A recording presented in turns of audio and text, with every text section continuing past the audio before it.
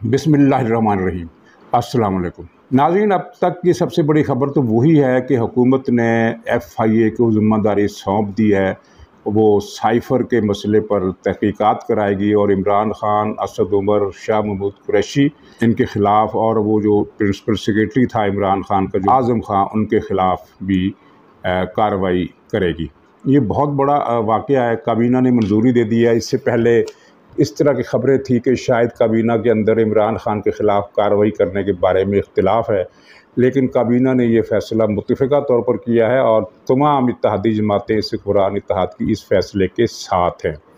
इसका मतलब है कि हुकूमत ने पहली मरतबा अब संजीदगी के साथ इमरान ख़ान के ख़िलाफ़, इस फितने के ख़िलाफ़ कोई बड़ी कार्रवाई करने का फ़ैसला किया है। तो बाज़ लोग यहाँ ये ख़दशा ज़ाहिर कर रहे हैं कि अदलिया इस सारी कोशिश को नाकाम बना देगी। उसके पीछे बहुत सारे वाक़यात हैं और वो शेर रुकनी बेंच है, इस्लामाबाद हाई कोर्ट की चीफ जस्टिस हैं जस्टिस आमिर कियानी है, इनके बारे में सोशल मीडिया पर बहुत सारे अंदाज़े लगाए जा रहे हैं, बहुत सारी बातें की जा रही हैं। तो ये बात अपने अंदर खैर वज़न तो रखती है। अदलिया से महाज़राई पैदा हो सकती है, हुकूमत कार्रवाई करेगी, अदलिया फ़ौरन उसको अंडू कर देगी। ख़ास तौर पर ये जो 5-6 जज हज़रात हैं, इनके बारे में जो एक परसेप्शन बन चुका है और वो बड़ा पुख्ता है। लेकिन नाज़रीन, यहाँ जो सूरत हाल है कि इसमें ये मुज़ाहमत अब ज़्यादा देर तक जारी नहीं रह सकती। इसी अदलिया ने इमरान ख़ान को 4.5 साल तक कामयाबी के साथ हर मामले से बचाया। पिछले पूरा अरसा देख जाइए कि जितने भी केसेस इसके ख़िलाफ़ ख़ुद हुकूमती इदारों ने किसी न किसी हवाले से बनाए, वो कैसे अदलिया ने ख़त्म करके रख दिए। चाहे वो बनी गाला के रजिस्ट्रेशन का केस हो, चाहे वो पेशावर की मेट्रो बस का केस हो, चाहे वो बिलियन सुनामी ट्री का केस हो, चाहे वो रिंग रोड स्कैंडल का केस हो, जितने भी मेगा करप्शन के। और ये बात अपनी जगह पर एक रिकॉर्ड है कि इमरान ख़ान के 3.5 बरसों में हर हफ्ते एक मेगा स्कैंडल सामने आया है और हर स्कैंडल के ख़िलाफ़ कार्रवाई अदलिया ने नाकाम बनाई है, चलने नहीं दी गई। और कोई इक़दाम जो था वो अगर नैब के कुछ अफसर लेना चाहते थे तो उनको भी मफलूज करके रख दिया गया। और यहाँ तक कि इस तरह के आर्डर भी जारी हुए कि PTI के इस आदमी के ख़िलाफ़ FIA को कार्रवाई करने का इख्तियार ही नहीं है, इसके ख़िलाफ़ भी इख्तियार नहीं है, इसके ख़िलाफ़ भी इख्तियार नहीं है, यानी वो केस ही रोक दिए गए। यहाँ तक कि कराची की एक अदालत से ये फ़ैसला आया कि इलेक्शन कमीशन जो है वो इमरान ख़ान के ख़िलाफ़ कोई कार्रवाई ना करे। क्यों भाई, इलेक्शन कमीशन को फिर ख़त्म कर दिया जाए। तो बहरहाल ये सिलसिला 4 साल तक मुज़ाहमत का चलता रहा, लेकिन क्या ये मुअज़्ज़ज़ जज साहबान इमरान ख़ान की हुकूमत को ख़त्म होने से बचा सके? ज़ाहिर है कि नहीं बचा सके। उसके बाद फिर इमरान ख़ान ने जो वो चारे किए और जो साजिशें की, उनको भी भरपूर हमायत मिलती रही। इसके बावजूद किसी एक मामले में भी इमरान ख़ान की गुड्डी आसमान पर नहीं चढ़ सकी। यहाँ तक कि लॉन्ग मार्च में भी सहूलतकार का किरदार अदा किया गया, आपके सामने है, लेकिन वो लॉन्ग मार्च भी नहीं हो सका और अब तक नहीं हो सक रहा। और इसकी भी एक वजह है, मैं कुछ चीज़ें पिछली मरतबा बता चुका हूँ और अब फिर एक मरतबा ये बातें की जा रही हैं इमरान ख़ान की तरफ से कि 1 हफ़्ते के बाद मैं ऐलान करूँगा कि लॉन्ग मार्च किस तारीख़ को होना है, यानी कि 1 हफ़्ते के बाद लॉन्ग मार्च की तारीख़ दे दूँगा। लेकिन जो अंदर से मिलने वाली PTI के हलकों से मिलने वाली मुसद्दक़ा इत्तलात हैं वो ये हैं कि अक्सरियत का फ़ैसला ये है कि लॉन्ग मार्च किया ही ना जाए, बल्कि इसके बजाय मुज़ाहरे किए जाएँ और उन मुज़ाहरों को फिर सोशल मीडिया पर एक मुहिम के ज़रिए कामयाब करार दे दिए जाए। मसलन लिबर्टी चौक पर इमरान ख़ान की कॉल पर आज तक जितने भी लोग निकले हैं, कभी भी उनकी तादाद 600-700-800 से ज़्यादा नहीं बढ़ी।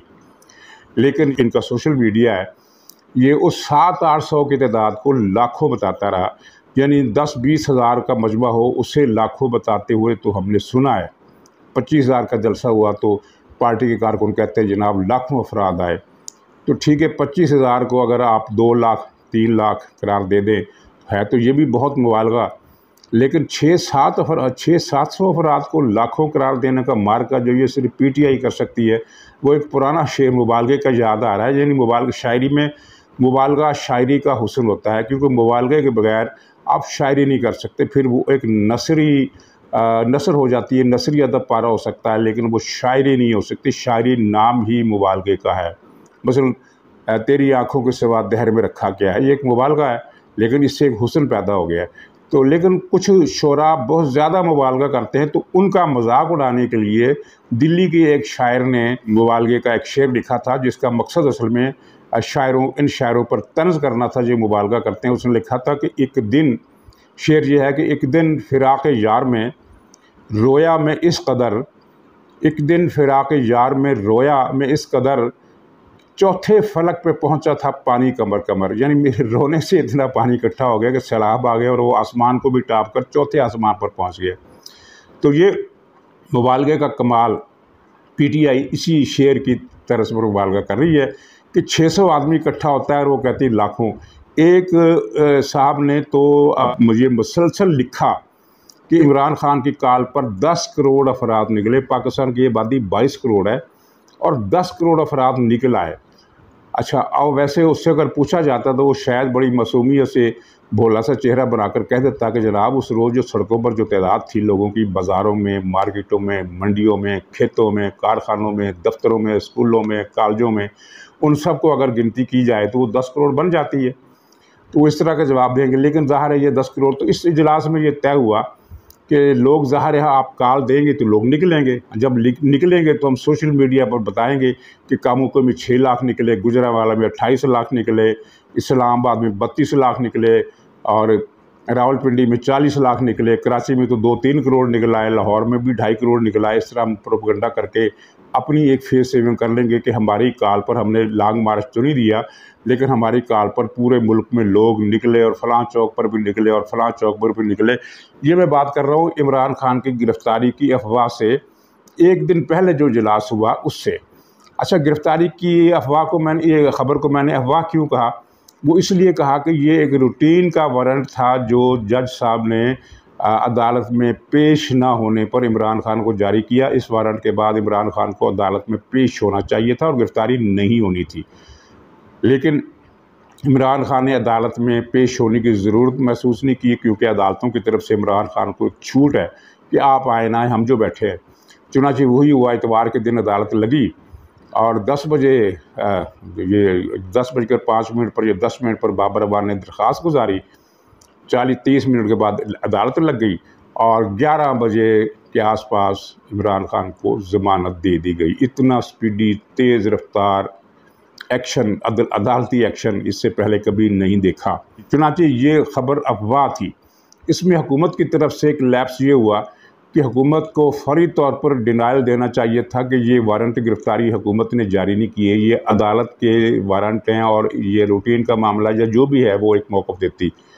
वो खैर उसने मौक़िफ़ देने की ज़रूरत नहीं समझी और फिर इस दौरान पीटीआई ने इस ख़बर को अफवाह बनाकर फैला दिया। बल्कि एक टेलीविज़न चैनल को पीटीआई वालों ने बता दिया कि जनाब 50 गाड़ियाँ पुलिस की बरीगाला की तरफ रवाना हो गई हैं गिरफ़्तारी के लिए। उसने वो टिकर चला दिया और बाद में उसको वापस भी ख़त्म भी कर दिया, 1 सेकंड के लिए चला। लेकिन इससे ये अफवाह जो थी वो ख़बर बन गई कि इमरान खान की गिरफ़्तारी का फ़ैसला हो चुका है। हालांकि ना तो पुलिस रवाना हुई थी, ना गिरफ़्तारी का हुकूमत ने फ़ैसला किया था, ना हुकूमत ने गिरफ़्तारी का आर्डर दिया था, कुछ भी नहीं हुआ था। तो इस अफवाह के बाद पीटीआई के लीडरों की तरफ से सोशल मीडिया पर भरमार हो गई कि कारकुन निकले और एहतजाज करें। तो इस्लामाबाद में कितने लोग इकट्ठे हुए मैंने आपको बता दिया कि वो 40, 50, 60 से ज़्यादा नहीं थे, बल्कि कम ही थे, इतने लोग इकट्ठे हुए। लेकिन इससे अहम वाक़या ये हुआ कि पूरे पाकिस्तान में किसी भी शहर में कहीं भी कोई आदमी एहतजाज के लिए नहीं निकला। वो जो रूटीन का एहतजाज होता है ना कि इनकी औरतें लड़कियां बन सवर कर मेकअप करके गाज़ा सुर्खी पाउडर लगाकर 1-1 लाख रुपए का मेकअप तो एक इनकी आंटी करती है, तो वो जो आंटियां निकलती थी वो भी नहीं निकली। और जो लोग तमाशाई और नशई सारे वो इस तरह के जो लोग हैं बर्गर खाने वाले, पिज़्ज़े खाने वाले, वो भी नहीं आए। किसी भी शहर में कोई धरना नहीं हुआ, कोई लोग नहीं निकले। 50, 40, 30, 20 ही निकल आते, किसी जगह कोई आदमी निकला ही नहीं।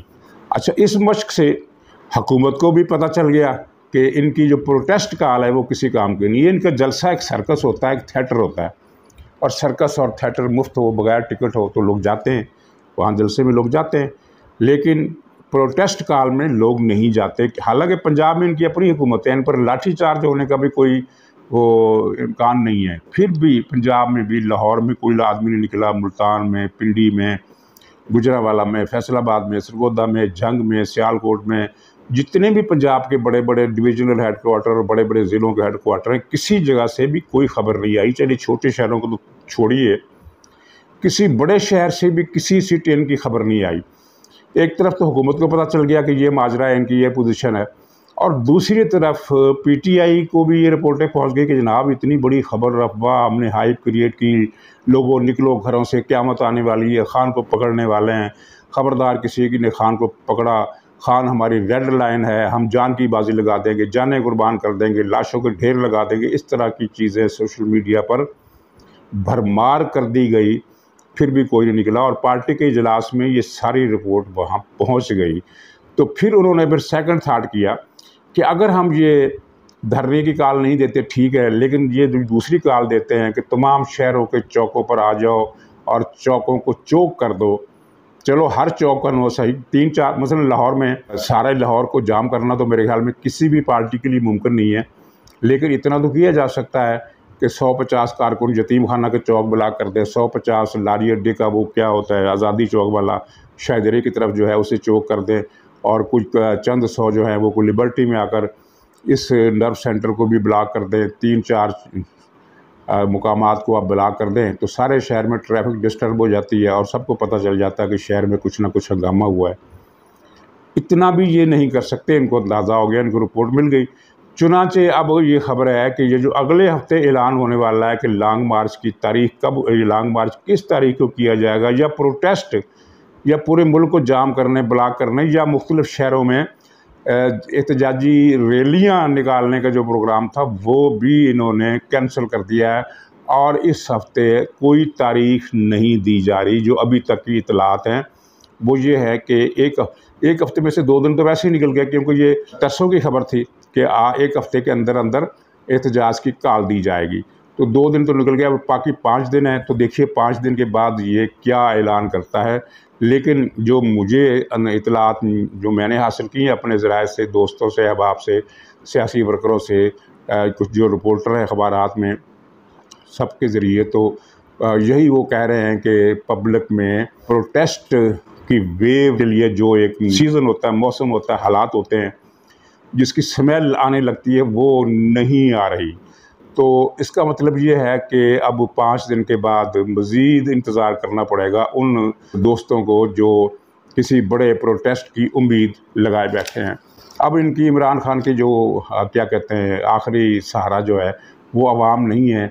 आखिरी सहारा जो उनका है वो एक तो वही परदेसी चाय वाला जो बहावलपुर जाकर बैठ गया है, जहाँ बहावलपुर में बिठा दिया गया है, और एक शायद कोटे वाला, और तीसरा इसका सहारा जो है वो बस क्या कहते हैं मौलवी तारक जमील को समझ लीजिए उनका सहारा। तीसरा सहारा फिर ये है कि, और मौलवी तारक जमील से याद आया कि गुलिस्तान सादी में एक हकायत लिखी है कि एक बादशाह ने, ज़ालिम बादशाह ने अपने दरबारी से पूछा, मुसाहब से पूछा कि मैं नेक बनना चाहता हूँ, मुझे बताओ सबसे बड़ी इबादत कौन सी है। तो दरबारी ने एक उस पर उसके हस्बे हाल एक तंज़ किया। उसने कहा जहाँ पनाह दुनिया में सबसे बड़ी इबादत जो है वो जुल्म करना है। वो बादशाह एक मरतबा तो उसने समझा कि वाकई ये कुछ सही बात कर रहा है, फिर वो चौंका, उससे समझ में आ गई कि ये तंज़ कर रहा है। तो मेरा ख्याल है कि इमरान खान के साथ जो मुसाहिब हैं वो भी यही हैं। मसलन तारक जमील जैसे मौलवी, इमरान खान पूछता है कि जनाब सबसे बड़ी इबादत क्या है, तो तारक जमील कहता है खान साहब सबसे बड़ी इबादत झूठ बोलना है। सबसे बड़ा तकवा क्या है, तो वो ये कहते हैं खान साहब मुराद सईद को बस अपने पास रखो, यही सबसे बड़ा तकवा है। खान साहब वो पूछते हैं कि जनाब फिर सबसे बड़ा जो मुराकबा है वो क्या है। इससे सुना है कि मुराकबे से रूहानियाती बुलंदी मिलती है। तो मौलवी साहब कहते होंगे कि जनाब सबसे बड़ा मुराकबा की तो ये है कि बस आप मसलसल को कैन की पुड़िया खींचते रहें और खल्क़े खुदा की सबसे बड़ी खिदमत किया है। दिन रात करप्शन करो, फर्रा गोगी को छोड़ दो, जुल्फ़ी बुखारी को ड्यूटी लगा दो, इस तरह के ये मशवरे इसको मिलते होंगे। तो अब इसका आसरा कोई नहीं है, अवाम इसका आसरा नहीं रहे हैं। ये अदलिया में एक हिस्सा है, कुछ ये 2 साहबान हैं जिनका मैंने जिक्र किया, और इनका अब कोई आसरा नहीं है। तो अब देखिए ये क्या करते हैं और क्या स्ट्रेटजी बनाते हैं। दूसरी तरफ हुकूमत की जो तैयारियाँ हैं वो मैं आपको बता रहा हूँ। खबर ये है कि हुकूमत ने संजीदगी के साथ फैसला कर लिया है कि हमने इससे निपटना है, और उसकी वजह जो है, इसकी वजह हालात भी हैं और इदारों का दबाव भी है, क्योंकि एक चीज़ तय हुई थी इदारों के साथ के शुरू में कि जनाब ये नवाज शरीफ साहब ने कहा था कि ये गंद आपने फैलाया तो ये गंद आप ही समेटें। तो फिर बाद में ये चीज़ मामला तब्दील हो गया, इदारों ने हाथ खड़े कर दिए और कहा कि हमारी तौबा, हम इस तरह सामने से अब सियासत में नहीं आएंगे, पसी पर्दा रहकर कंट्रोल करेंगे सियासत को, लेकिन सामने रहकर नहीं आएंगे। इसके अलावा एक और वजह भी है संजीदगी से एक्शन करने की कि ये मज़हब कार्ड को जो हवा दे रहा है उसको ख़ास तौर पर मिडल ईस्ट में बड़ी तशवीश की नज़र से देखा जा रहा है, क्योंकि आपने देखा कि सवाल सारे का सारा PTI ने तालिबान के हवाले कर दिया है। तो किसी वजह से किया ना कि तालिबान बदले में फ़लाँ लोगों को मारेंगे। वहाँ इंटरनेट भी बंद कर दिया गया, सिर्फ इसलिए बंद किया गया है कि तालिबान के ख़िलाफ़ वहाँ जो अवामी मुज़ाहरे हो रहे हैं, बहुत बड़े बड़े मुज़ाहरे हो रहे हैं तालिबान के ख़िलाफ़, TTP के ख़िलाफ़, तो उन मुज़ाहरों की खबर जो है वो नशर नहीं होनी चाहिए। ये PTI की वहाँ की हुकूमत ने वो अफसरों के साथ मिलकर इंटरनेट को भी सबूताश कर दिया है, तो ये सूरत हाल वहाँ पर पैदा कर दी है। आपके इल्म में है कि चीन को भी तशवीश है, क्योंकि ये अनासर जो है TTP ख़ास तौर पर इन्होंने CPEC पर कई हमले भी किए, और चीनियों पर जितने हमले किए हैं वो सारे ये TTP करती है। अगर हमारे पंजाब में कुछ लोग हैं अल्लाह के नेक बंदे जो कहते हैं कि ये भारत ने करवाया, ये भी भारत ने करवाया, ये भी भारत ने करवाया, TTP का नाम लेने की उनके अंदर ज़रूरत ही नहीं है, या फिर वो गुमराह करना चाहते हैं, TTP का नाम ना आए वो ये चाहते हैं। तो चीन को भी तशवीश है इस TTP पर, और लब्बैक जो कुछ कर रही है, क्योंकि लब्बैक का इरादा तो ये है ना कि जो इनके मसलक का हामी नहीं है, वो वाजिबुल कत्ल है, वो काफिर है, उसको मार दो। तो ये दोनों तंजीमें इस वक्त ख़तरा बनी हुई हैं पाकिस्तान की खारजा महाज पर। और तीसरी वजह इदारों का ये दबाव है कि ये शख्स पाकिस्तान को दुनिया भर में सिफारती तन्हाई का शिकार बना रहा है, क्योंकि साइफ़र के मसले पर इसने जो गंद बोला, झूठ बोला। अब देखिए इसकी मुनाफ़कत, इसने एक तरफ सुप्रीम कोर्ट से ये फैसला किया, अपने रजू करने का फ़ैसला किया कि साइफ़र पर कमीशन बनाया जाए, दूसरी तरफ वो साइफ़र का जो कापी थी वज़ीर-ए-आज़म हाउस में वो गुम कर दी, और वो तो गुम कर दी, और इमरान खान ने कहा कि मेरे पास नहीं है। वो कैसे गुम हो गया मुझे नहीं पता, ये क्यों कह रहा है, आपको अंदाज़ा होना चाहिए और अंदाज़ा हो चुका होगा कि ऐसी ये बात उसने क्यों कही कि साइफ़र मेरे पास से गुम हो गया, इसका इमरान खान को क्या फ़ायदा होगा। इससे बदनामी तो इमरान खान की हुई क्योंकि झूठ पकड़ा गया, लेकिन इसका फ़ायदा से ये होगा कि सुप्रीम कोर्ट अगर कमीशन बना देता है तो कमीशन में वो कापी मांगेगा, और इमरान खान जाली कापी दे नहीं सकता, क्योंकि जब जाली कापी दी जाएगी तो उसकी तरदीद आ जाएगी, वो असद मजीद को बुलाया जाएगा, सफ़ीर को, वो कहेगा कि ये तो चीज़ें मैंने लिखी ही नहीं थी जो इसमें लिखी हुई हैं, यानी इसको फिर असल साइफ़र प्रोड्यूस करना पड़ता अदालत में। तो ये ज़िम्मेदारी से भाग गया कि मेरे पास तो है ही नहीं। और अब हुकूमत के पास जो साइफ़र है, जो यानी वज़ीर-ए-आज़म हाउस में नहीं है लेकिन वज़ारत ख़ारजा के पास है, वो अगर वो पेश किया जाता है तो ये कह देगा कि ये तो जाली है, यानी इस तरह की इसने की। लेकिन इस चक्कर में ये खुद ज़लील और रुसवा हो गया, क्योंकि एक दिन पहले इसकी पार्टी ने बड़ी ऊंची आवाज़ में कहा था कि ये साइफ़र वज़ीर-ए-आज़म हाउस से गायब हुआ है, ये हुकूमत ने गायब किया साजिश के तहत। अब इमरान खान TV चैनल पर बैठकर उसने खुद ये कह दिया कि मेरे पास था लेकिन कहाँ गया मुझे नहीं पता। तो ये मामलात इस तरह के चल रहे हैं, और इमरान खान की जो लोग सबको कर रहे हैं कि इमरान खान की बचत हो जाएगी, किसी तरफ से बचत नहीं होगी, बचत होने का इम्कान नहीं है। इम्कान सिर्फ यही है कि मामला कुछ और लिंगर ऑन करता रहेगा जिस तरह पिछले 5 महीनों से, वरना इस पर तो 50,000 मुकदमात बन जाते हैं। मसलन वो शौकत तरीन वाला जो केस है उसको नहीं उठा रही गवर्नमेंट। गवर्नमेंट को पता है कि अदालत की तरफ से नेगेटिव लिस्ट आ जाएगी कि ये भी नहीं कर सकते, ये भी नहीं कर सकते, ये भी नहीं कर सकते, वरना शौकत तरीन पर जितना गद्दारी का मुकदमा है, अगर ऐसा केस अगर मिडल ईस्ट के किसी मुल्क में हो या चीन, शुमाली कोरिया वगैरह में ऐसा केस आता तो इमरान खान, शौकत तरीन सारे, ये तो अब तक फांसी, अब तो इनका वो तीजा 40वां भी हो चुका होता ये फांसी के बाद, लेकिन यहाँ केस ही नहीं बन रहा। तो ये रुकावटें तो हैं, रुकावटें चलेंगी, और रुकावटों की वजह से मामला लिंगर ऑन भी होगा, लेकिन अब मामला टल नहीं सकता। ये ऐसा ही है कि जैसे सैलाब आ रहा है तो आप कच्ची मिट्टी की दीवारें बनाकर उसे रोक लेते हैं, लेकिन वो अगले दिन 2 दिन बाद वो फिर वो ज़ोर लगाकर वो उस कच्ची मिट्टी की दीवार को उड़ा देता है और फिर आगे बढ़ जाता है।